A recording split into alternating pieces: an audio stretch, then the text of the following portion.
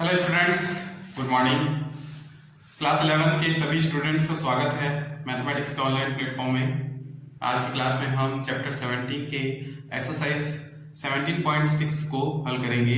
तो समझेंगे चैप्टर 17 अनुक्रम एवं श्रेणी, है ना। क्वेश्चन नंबर 1, यदि a, b, c समांतर श्रेणी में है तो सिद्ध कीजिए कि पहला क्वेश्चन है 2/BC, 2/CA, 2/AB ये भी समांतर श्रेणी में है। ठीक, तो हम ये लेकर चलेंगे जो हमारे पास दिया है A, B, C समांतर श्रेणी में है। ठीक है, अब देखिए यहां पर प्रत्येक में हम A का गुना और प्रत्येक में हम ABC का भाग दे देते हैं। ठीक है, तो लिखे प्रत्येक में ABC का भाग। ठीक, तो ये A/A B C, B/ABC, C/ABC होगा। ये भी समांतर श्रेणी में है। ठीक, अब यहां से A और A कटा, B और B कटा, C और C कट गया, क्या बच गया 1/BC, 1/AC और 1/AB। ये भी समांतर श्रेणी में है। ठीक, अब प्रत्येक पद में हम 2 से गुणा करते हैं। प्रत्येक पद में 2 से गुणा, तो 2 से गुणा करेंगे 2/BC, 2/AC और 2/AB होगा, जो कि समांतर श्रेणी में है।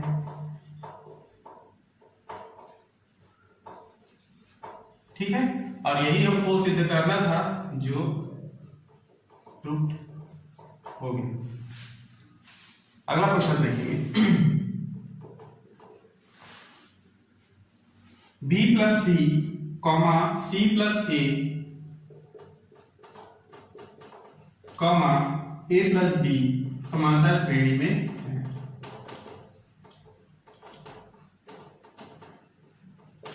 ठीक, दिया है हमारे पास यदि A B C है ना समांतर श्रेणी में हो तो A, B, C समांतर श्रेणी में है। ठीक है, अब देखिए यहां हम क्या कर सकते हैं कि इसको किस प्रकार से हल करें कि यहां पर B + C और C + A और A + B हमको प्राप्त हो जाए। ठीक है, तो प्रत्येक पद में A + B + C का हम माइनस कर देंगे। ठीक है, तो लिखे प्रत्येक पद में A + B + C को घटाने पर, ठीक, ये हो जाएगा A माइनस ब्रैकेट में A + B + C, B minus bracket में A + B + C, C minus bracket में A + B + C। ठीक है, ये जोड़ना, घटाना या भाग करने का जो नियम है इसे कहते हैं प्रगुण का नियम। ठीक है, तो देखिए यहां से ये होगा A - A + B + C, B - A, minus अंदर इंटू होगा तो सभी में माइनस होगा। ठीक है, यहां पर भी -B - C,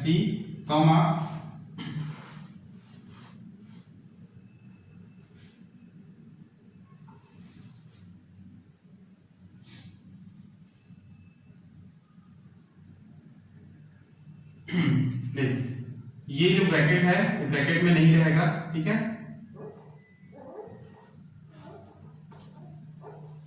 अब ये माइनस भी हो गई, ये बाकी सभी प्लस में रहेंगे, जो सामने मान रहेंगे वही बस माइनस में रहेंगे। ठीक है, माइनस फिर C - A + B + C। ठीक, तो यहां से +A - A कैंसल, यहां से +B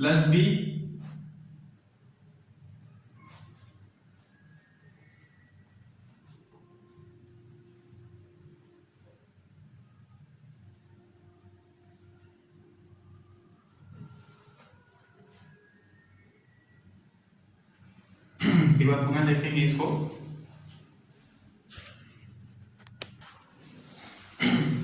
तो पुनः इसको समझेंगे। यहाँ पर हम प्रत्येक पद में a प्लस बी प्लस सी को घटाते हैं, तो ये पहला पद है a, इसमें हम माइनस करेंगे a प्लस बी प्लस सी को, ठीक है।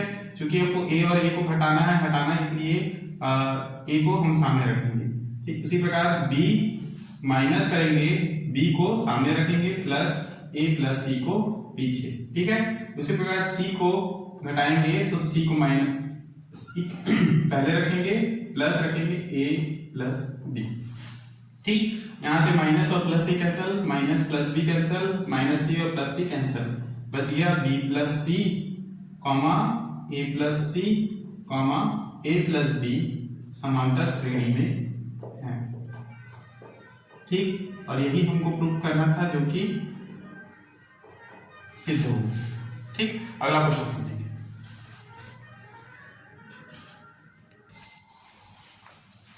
अगला क्वेश्चन है क्वेश्चन नंबर 2।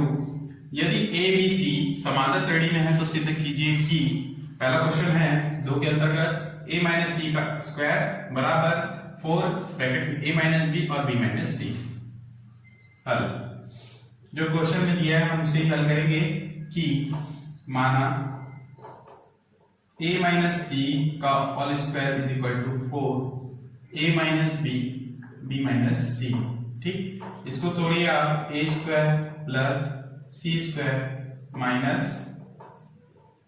2ac 4, इसे अंदर इंटू कीजिए तो ये ab minus ac minus b square plus bc, यहां से ये a square plus c square minus 2ac, 4 अंदर इंटू होगा 4ab minus 4ac minus 4b square minus plus 4bc, ठीक है। सबको इधर ले आएंगे तो ये होगा a square plus c square, ठीक, माइनस का plus 4b square minus 2ac और माइनस 4ac इधर आएगा तो 4 प्लस 4ac माइनस 4ab और माइनस 4bc बराबर 0, ठीक। तो यहाँ a square plus C square plus 4b square, 4ac में से 2ac घटा तो plus 2ac minus 4ab minus 4bc बराबर 0। ये जो फॉर्मूला है, ये फॉर्मूला होता है a plus C minus 2b का होल स्क्वायर बराबर 0। ये कहां से होगा, ये होगा a plus B plus C का होल स्क्वायर बराबर a square plus B square plus C square plus 2a plus 2b plus 2c के बराबर होता है। इस सूत्र के आधार पर ये हमने सूत्र को लगाया, ठीक।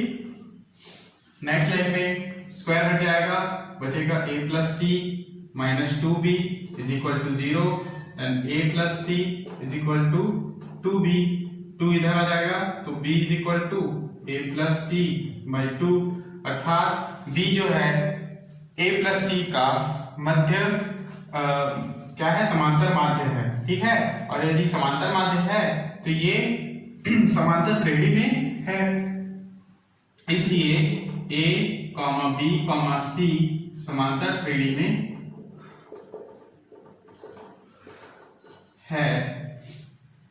इस कारण a माइनस सी का होल स्क्वायर बराबर 4a minus b b minus सी,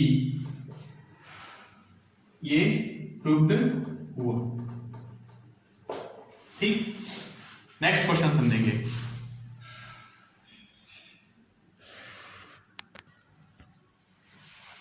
नेक्स्ट क्वेश्चन नंबर 3, AQ यदि a b c समांतर श्रेणी में है तो सिद्ध कीजिए कि AQ plus BQ minus 6abc is equal to 8b की घात 3, ठीक है।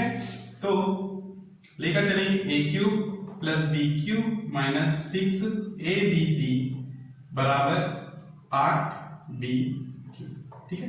इसको इधर ले लेंगे तो ये होगा AQ minus 8BQ plus BQ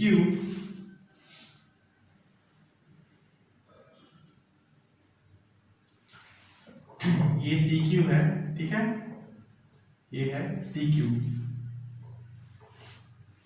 plus CQ minus 6ABC is equal to 0।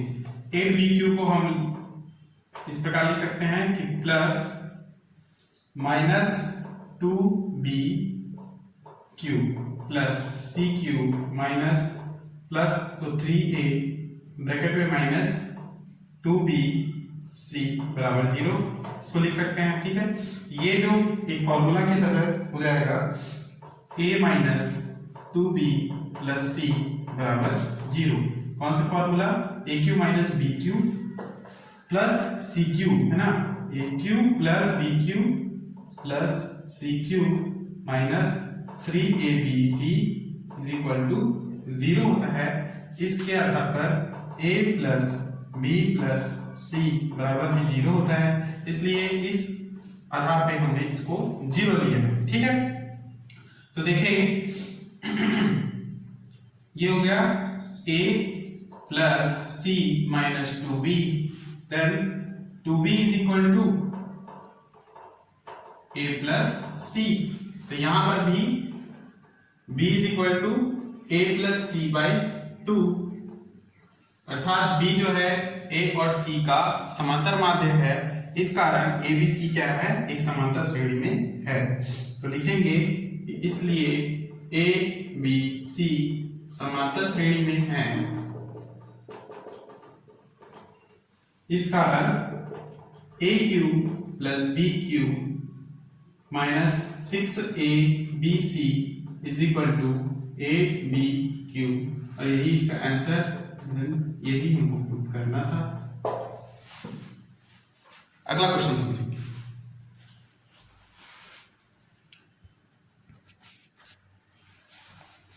अगला क्वेश्चन नंबर 3, यदि A बटे A कॉमा 1 बटे B कॉमा 1 बटे C एक समांतर श्रेणी में है, तो सिद्ध कीजिए कि B plus C comma C plus A comma A plus B by C एक समांतर श्रेणी में है, ठीक। हल तो हमको इस प्रकार से जब भी क्वेश्चन दिखे तो हम क्या करना है कि द्वितीय पद C plus A upon B minus प्रथम पद B plus C upon A बराबर लिखना है तृतीय पद A plus B upon C minus करना है द्वितीय पद C plus A upon B, ठीक। इस प्रकार लिखने के बाद हम इसको एलसीएम ले लेंगे, ये होगा AB AC plus A minus B plus C बराबर यहां से BC B A plus B minus C plus A, ठीक है। अब इंटू करेंगे, ये होगा AC plus A square minus B square minus BC upon AB बराबर AB plus B square minus C square minus AC upon BC। अब यहां पर इसको हमको ABC बनाना है, तो इसके अंश में A का गुणा और A का भाग कर देंगे, तो ये हो जाएगा A square C plus AQ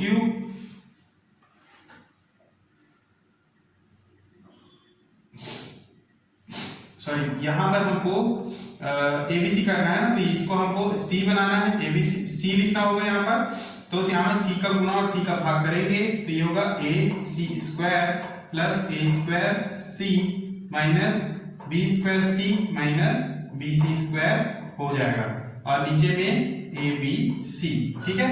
बराबर यहाँ पर हमको इसको ABC लिखना है, क्योंकि BC है तो A लेके आना है, तो A से गुणा और A से भाग करेंगे, तो A square B plus AB square minus AC square minus A square C upon ABC, ठीक।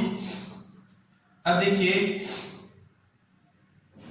प्रत्येक में से हम AC को कॉमन निकाल सकते हैं, तो देखिए AC को हमने कॉमन ले लिया, ब्रैकेट में बचेगा पे C प्लस A माइनस इन दोनों में से हम BC को कॉमन ले लेते हैं तो बचेगा BC और ब्रैकेट में C माइनस B बटे ABC, ठीक है, बराबर इधर भी सेम, यहाँ पर AB को हम कॉमन ले सकते हैं तो AB ब्रैकेट में बचेगा B plus A minus AC को कॉमन ले तो ब्रैकेट में बचेगा C minus A upon ABC, ठीक है।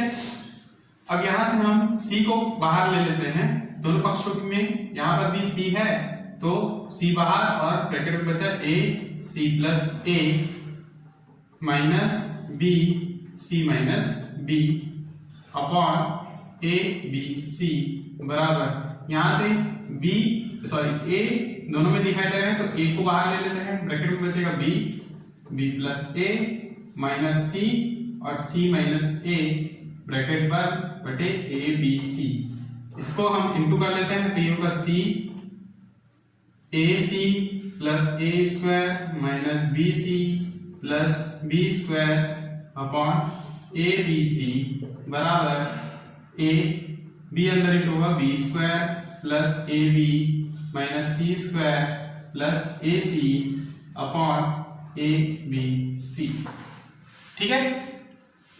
तो इस प्रकार से इसको क्रम में लिख लेंगे, ये होगा A square plus B square plus AC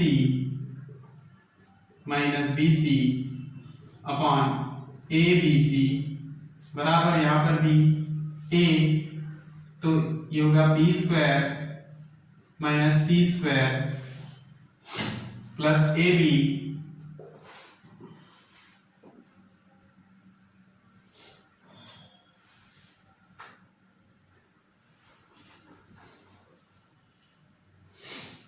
अच्छा यहां पर C माइनस B है, C प्लस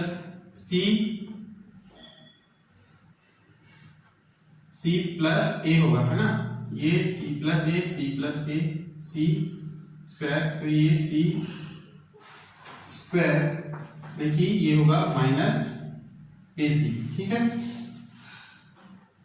यहां से ये होगा AB minus AC upon ABC, ठीक। नेक्स्ट लाइन में देखेंगे।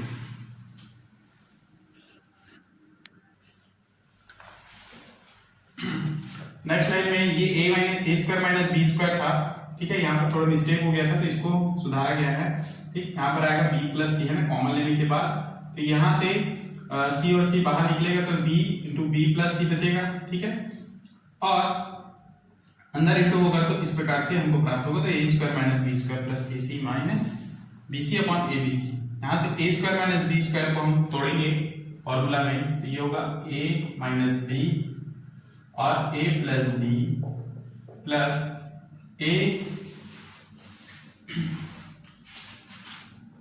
C कॉमन ले लेंगे तो ये अंदर में बचेगा A माइनस B ब्रैकेट पर अपॉन ABC बराबर यहाँ से भी A ब्रैकेट में B minus C B plus C plus A को कॉमन लेंगे तो ब्रैकेट में बचेगा B minus C upon ABC, ये क्लोज, ठीक। A माइनस B निकाल लेंगे बाहर, ये होगा C of A minus B bracket में A प्लस B और ये प्लस C अपॉन ABC बराबर A, यहाँ से B माइनस C कॉमन ले ले तो ब्रैकेट में बचेगा B plus C plus A, ठीक है, अपॉन ABC, ये कैंसिल ये और ये दोनों कैंसिल, यहाँ से C of A minus B बराबर A of B minus C बचता है। चूंकि 1/A 1/B और 1/C समांतर श्रेणी में हैं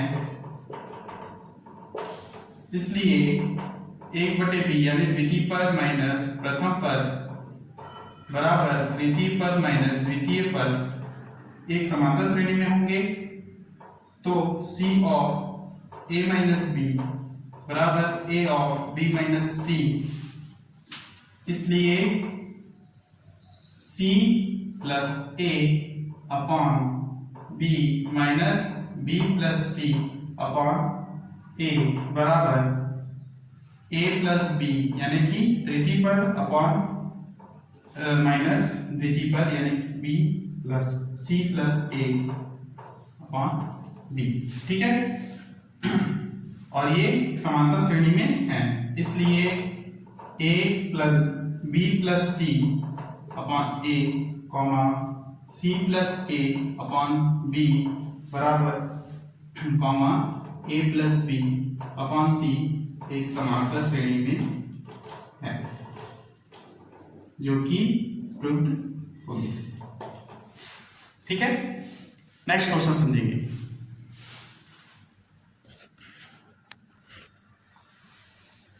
नेक्स्ट है प्रश्नावली 17.7। ठीक है, प्रश्नावली 17.6 में जितने इंपॉर्टेंट क्वेश्चन थे वो मैंने आपको बता दिया है, उतने ही क्वेश्चन आपको बनाने हैं।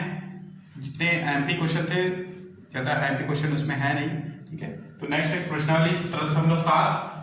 अशोक एक पुराने स्कूटर को 12,000 रुपए में खरीदता है तो वह 6,000 रुपए नगद भुगतान करता है। ठीक है, और शेष राशि को 500 रुपए वार्षिक किस्त के अतिरिक्त उस धन पर जिसका भुगतान न किया गया हो, यानी 6,000 रुपए देता है तो 6,000 रुपए भुगतान नहीं करता है ना, तो उस 6,000 को भुगतान नहीं किया गया है उसमें 12% वार्षिक ब्याज भी देता है। किसका? उस 6,000 रुपए का। ठीक है, साथ ही साथ उसका वार्षिक किस्त भी देता है वो 500 रुपए। ठीक, अशोक को स्कूटर की कुल कितनी कीमत देनी पड़ेगी हमको समझना है। तो अशोक ने स्कूटर 12,000 रुपए में खरीदा, नगद भुगतान किया 6,000 रुपए, मासिक किस्त था इसका 500 रुपए।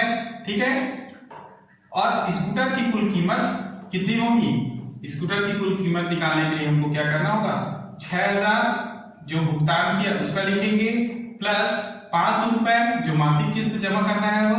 ठीक है, प्लस क्या करेंगे, एक साल के लिए 6,000 का 12% जो वो ब्याज देगा, है ना। ये देखिए, जिसका भुगतान नहीं किया गया हो, 6,000 रुपए वो भुगतान नहीं कर रहे हो, तो इस 6,000 का 12% वार्षिक ब्याज लगाकर हम इसमें ब्याज एक साल के लिए देना पड़ेगा। प्लस, ठीक है, प्लस करके 500 प्लस 12 बार, है ना, जो कि 12 बार 500 रुपए को जमा करना है, इसलिए इसको 500 प्लस 12 बार लिखेंगे। प्लस 500 को दे दिए, 500 को देने के पश्चात हमारे पास 5,500 बचता है, इसको हम पुनः 12% लगाकर 12 बार यानी एक साल के लिए देंगे। ठीक है, तो देखिए इसको हल करेंगे तो 6,000 प्लस यहां पर 500 प्लस एक साल के लिए 6,000 का 12% यानी 12 गुणित 6,000 बटे 100 ब्रैकेट बंद, प्लस यहां पर भी क्या होगा, 500 प्लस 12 बटे 12 इंटू 5,500 बटे 100 ब्रैकेट बंद। ये किसके लिए? प्लस 12 बार के लिए है। ठीक, अब देखिए यहां पर हमारे पास था कि 500, यहाँ पर भी 500 रुपए है, यहाँ पे भी 500 रुपए है। ये एक साल के लिए 12 बार के लिए है, तो 12 बचे 60 टोटल हो जाता है। ठीक है, तो पहला मान तो ज्यों का त्यों रहेगा, है ना। दूसरा ये जो लाइन है ज्यों का त्यों रहेगा, ये वाला लाइन देखना है कि यहाँ पर 500 रुपए को 12 बार यहाँ पर दिया जा रहा है, तो 12 बचे 60 यानी कि 6,000 रुपए इसमें और जोड़ा जा रहा है, तो 6,000 प्लस 6,000 कर लेंगे हम, बराबर 6,000 प्लस 6,000 प्लस पहला पॉइंट क्या आएगा, 500 प्लस 12 गुणित 6,000 बटे 100 ब्रैकेट बंद, प्लस यहां पर अच्छा 500 को तो हमने निकाल लिया है। ठीक है, यहां से 500 हट जाएंगे। ठीक, तो ये होगा 12 गुणित 6,000 बटे 100 ब्रैकेट बंद, यहाँ से 12 गुणी 5500 बटे 100, ठीक है। तो 6000 6000 12000 प्लस यहां से हम 12 बटे 100 को कॉमन ले ले तो 12 बटे 100, ठीक है। और ब्रैकेट में बचेगा 6000 plus 5500 plus dot dot dot plus dot dot 12 बार, इनको भी हमको 12 बार जमा करना है, ठीक। आगे 12000 प्लस 12 बटे 100 6, ये जो है ये सूत्र के अनुसार सूत्र की तरह है। कौन सा सूत्र? योगफल का सूत्र है ना। तो ये होगा n/2 यानी कि 12 बटे 2, 12 बार जमा करना है इसलिए n का भाग क्या है 12 और प्रथम भाग है 6000 प्लस a प्लस अंतिम भाग है 500 है ना। ये तो दूसरा पद हो गया, ये प्रथम पद हो गया और 500 रुपए हम अंतिम बार जमा करेंगे तो अंतिम पद होगा 500, ठीक है। यहां से 12000 प्लस 12 बटे 100 इंटू 12 बटे 2, ठीक है, इंटू 6500 इतना मान प्राप्त होगा। आगे इसको हल करेंगे।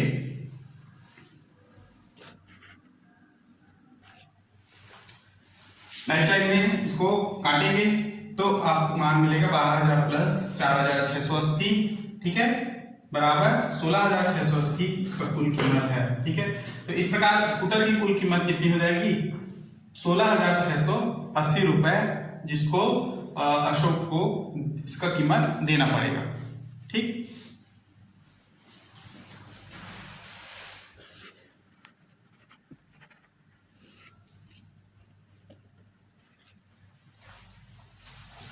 तो देखेंगे इसका हल कि सबसे पहले क्वेश्चन नंबर 2 देखते हैं। देखिए कि एक व्यक्ति 10 वर्षों में 16500 रुपए जमा करता है, तो प्रथम वर्ष के पश्चात प्रत्येक वर्षों में वह 100 रुपए अधिक जमा करता है।